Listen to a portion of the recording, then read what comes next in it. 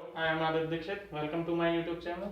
आज हम पढ़ेंगे कुछ थ्योरम्स जो कि हैं मोनोटोनिक सीक्वेंस के ऊपर।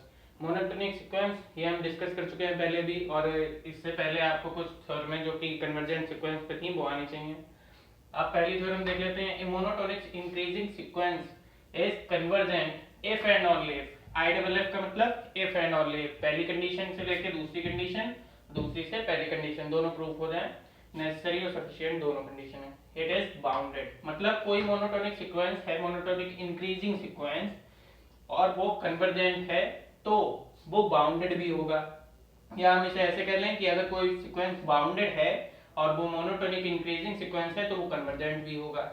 तो हम पिछली वीडियो में जो मैंने बनाई थी कन्वर्जेंट सीक्वेंस के ऊपर थ्योरम्स थी जो, उनमें हम प्रूव कर चुके थे कि कोई भी कन्वर्जेंट सीक्वेंस होगा वो बाउंडेड होगा, कि every convergent sequence is bounded. तो अब हमें खाली इतना प्रूव करना है कि अगर कोई सीक्वेंस बाउंडेड है तो वो मोनोटोनिक इंक्रीजिंग सीक्वेंस भी है तो वो कन्वर्जेंट होगा। तो हमने सीक्वेंस एक ले लिया 2n-7 और अपॉन में 2n 3n+2। तो सीक्वेंस का पहला टर्म क्या निकलेगा, n की जगह पे 1 2 3 4 रख के हम टर्म निकाल सकते हैं। और जब हम टर्म निकालेंगे तो कैसे हैं, ये इंक्रीजिंग सीक्वेंस है, इंक्रीजिंग सीक्वेंस बढ़ता चला जा रहा है। और इसका हमें एक जो जैसे कि इंटरम निकालना पड़ता है कि किस तरफ कन्वर्ज कर रहा है। कन्वर्जेंट है हमें प्रूव करना है तो हमें दिखाना पड़ेगा कि किस तरफ ये फाइनाइट लिमिट की तरफ कन्वर्ज कर रहा है या नहीं कर रहा है। तो लिमिट अगर हम रखें, limit n tends to infinity रखते हैं कि अगर हमें दिखाना पड़ता है कि कन्वर्ज कर रहा है तो एक फाइनाइट लिमिट की तरफ कन्वर्ज कर रहा है। तो 2n-7 और 3n+2 हम लोग n कॉमन लेंगे, कैंसिल हो जाएगा, और जो भी इंफिनिटी लिमिट लगेगी तो आएगी 2/3, जो कि एक फाइनाइट लिमिट है। तो मतलब एक फाइनाइट लिमिट की तरफ जो सीक्वेंस है वो कन्वर्ज कर रहा है। तो मतलब ये क्या हो गया, बाउंडेड था। बाउंडेड किस तरह से था, -1/3, -1 से लोअर बाउंड है ये, और 2/3 इसका क्या हो गया, अपर बाउंड हो गया, क्योंकि ये फाइनाइट लिमिट की तरफ कन्वर्ज कर रहा है। तो इसका लास्ट पॉइंट यही हुआ, लास्ट एलिमेंट। तो हमने ये प्रूव कर दिया कि monotonic sequence, monotonic increasing sequence है कोई भी, तो अगर वो कन्वर्जेंट है तो वो बाउंडेड होगा। अगर कोई सीक्वेंस जो कि मोनोटोनिक इंक्रीजिंग सीक्वेंस है अगर वो बाउंडेड है तो वो कन्वर्जेंट भी होगा। अब दूसरी थ्योरम भी इसी तरह की है कि मोनोटोनिक डिक्रीजिंग सीक्वेंस है और कन्वर्जेंट है तो वो बाउंडेड होगा, और अगर वो बाउंडेड है और मोनोटोनिक डिक्रीजिंग सीक्वेंस है तो वो कन्वर्जेंट होगा। तो इसी तरह से आप कोई सा भी दो बाउंडेड सीक्वेंस ले सकते हैं। बाउंडेड का यहाँ पे मतलब है वो मतलब बाउंडेड वो अपर बाउंड भी हो, अपर बाउंड भी हो, और लोअर बाउंड भी हो, बिलो बाउंड भी हो। तो अगर हम कोई भी इसका ले लें 0 से, जैसे कि 1/n ले लें, तो ये दो चीजों के बीच में है, 1 से लेके 0, 1/1, 1/2, 1/3, और कन्वर्ट किसकी तरफ करेगा, 0 की तरफ, क्योंकि अगर हम limit n tends to infinity लगाएं तो 0 मिल जाएगी, जो कि एक फाइनाइट नंबर है, फाइनाइट नंबर की तरफ कन्वर्ट कर रहा है इसको। तो ये दूसरी थ्योरम भी हो गई।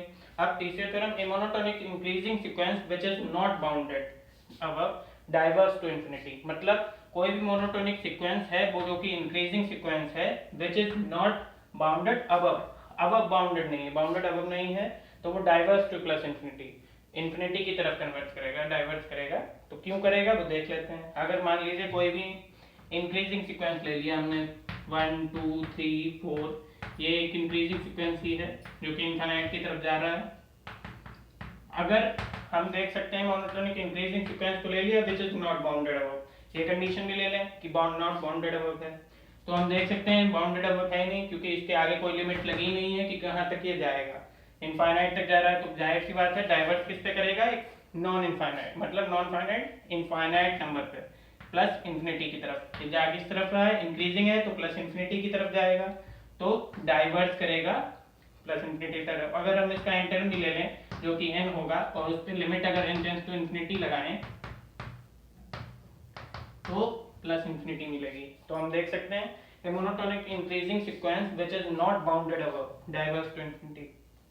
अब चौथी थ्योरम देखते हैं जो कि इसी की तरह है, a monotonic decreasing sequence which is not bounded below, जो कि बाउंडेड बिलो है, मतलब उसकी नीचे की कोई लिमिट नहीं है, वो नीचे चलता चला जाएगा पीछे की तरफ, माइनस इंफिनिटी की तरफ, diverse to minus infinity, minus infinity की तरफ चलता चला जाएगा। कोई भी हम ले लें, जैसे कि -1 to -2 -3। तो एक ले लिया हमने डिक्रीजिंग सीक्वेंस जो कि मोनोटोनिक डिक्रीजिंग है, which is not bounded below, which is not bounded below. अब बाउंडेड तो है, हमें इससे मतलब नहीं है कि वो बाउंडेड अब होगा या नहीं होगा। अगर जैसे कि इसमें नॉट बाउंडेड है, नॉट बाउंडेड अबव है, तो उसे बिलो होना है या नहीं होना उससे मतलब नहीं होना, नॉट बाउंडेड अबव होना चाहिए बस।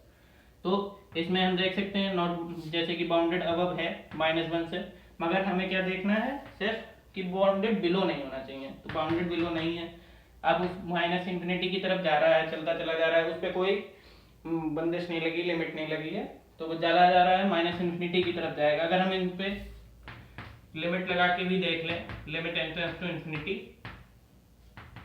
तो हमें -इंफिनिटी मिलेगी जो कि डाइवर्स कर रहा है -इंफिनिटी की ओर। अब हम अगली वीडियो में बात करेंगे कुछ और इंपॉर्टेंट टॉपिक्स की। अगर वीडियो अच्छी लगे तो चैनल को सब्सक्राइब करें और बेल आइकन पर